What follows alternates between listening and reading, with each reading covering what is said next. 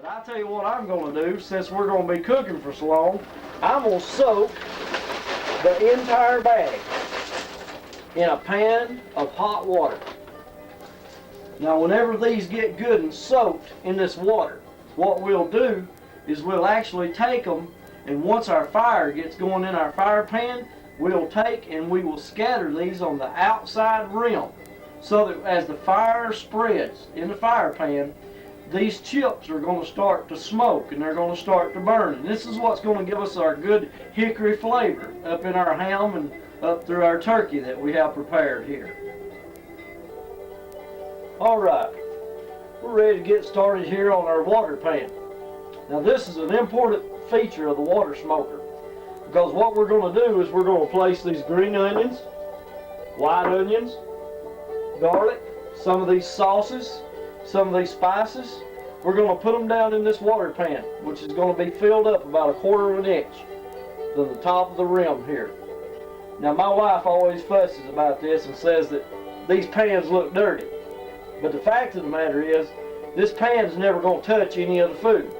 The sole purpose of this pan is to provide moisture for the inside of the smoker. That's what's going to keep our turkey and what's going to keep our ham real good and moist. So I'm going to go ahead and I'm going to pour my green onions in the water. Some of the sprouts that didn't look too good that I didn't want to place in the turkey or the ham itself. I'm going to pour this white onion all down inside this water. I'm going to cut up a few more of the green onions, just the large shoots here.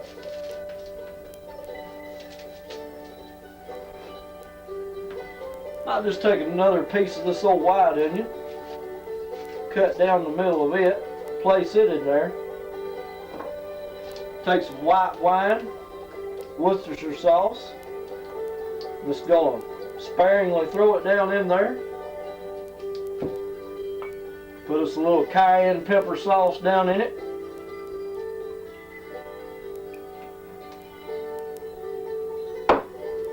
Italian dressing. This is what makes pork delicious.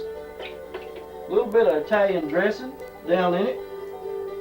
We'll throw a little powdered garlic down in it.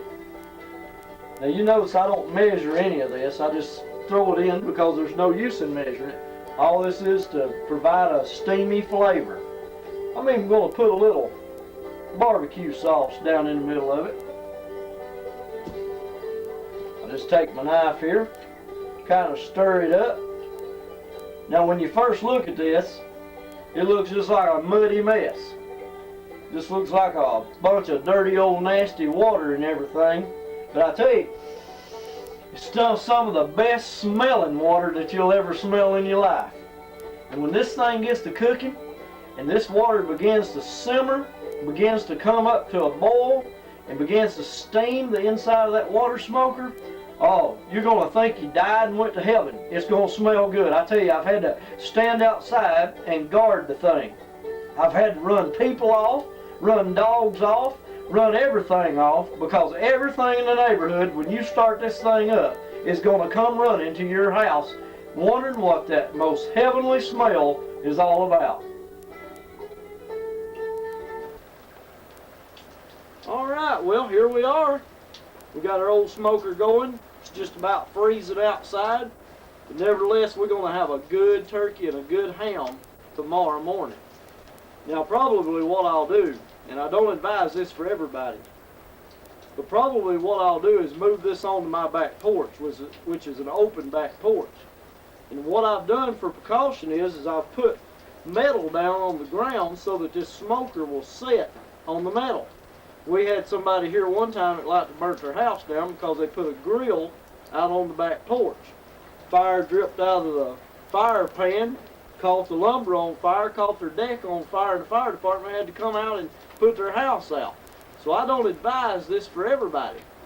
But it does help the cooking process just a little bit if you can get the smoker out of the wind and out of the rain. But nevertheless, we put it out here just kind of for demonstration purposes.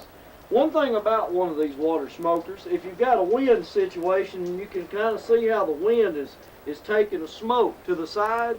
even in the summertime, if you'll cut you a piece of metal or go to a shop somewhere and have them cut you a piece of flat steel, you can take that piece of flat steel and you can actually put it on the opposite end, whichever way the wind is coming from, put it on that end, and it'll cut that wind draft down, and it'll actually help the cooker in its cooking process, cook even a little bit faster. So we're looking forward to seeing what's going to happen out of all of this, and so we'll know tomorrow whether we've got a good turkey and a good ham or not.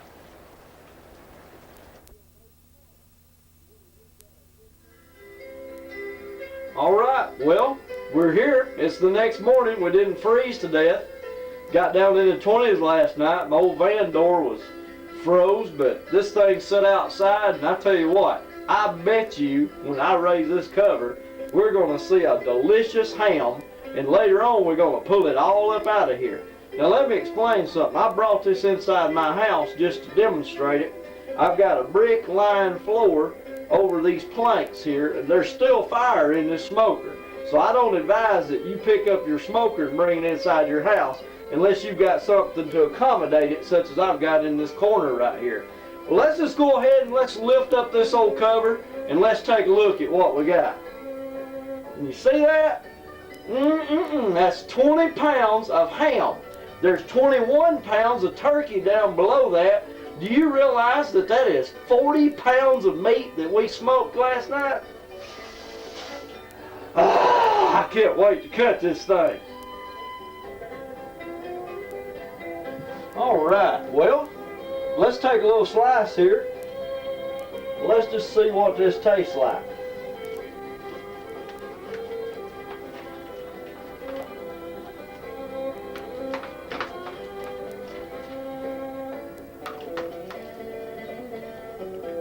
Tell I'm a real expert carver.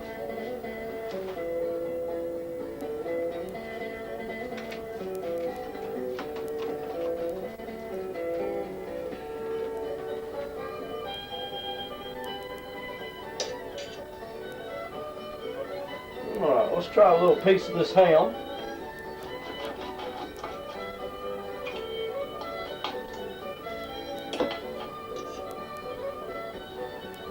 Now some folks might say that this ham is not done because you see a little bit of a red rind around the edges of it, but if you'll notice, the inside of it here is whiter. Well, the only thing that red rind is from the smoking process.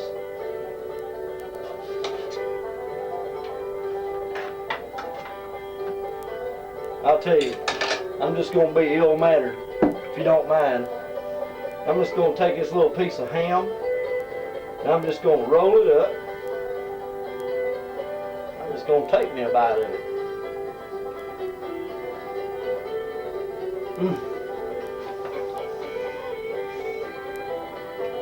You just can't beat that. A little dab of salt.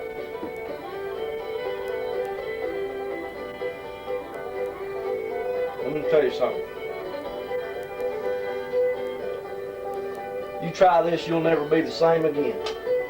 Let's try a little piece of turkey here.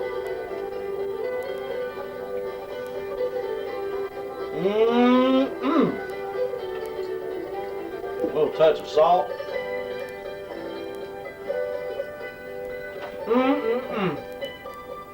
I tell you, they just ain't anything better than that right there.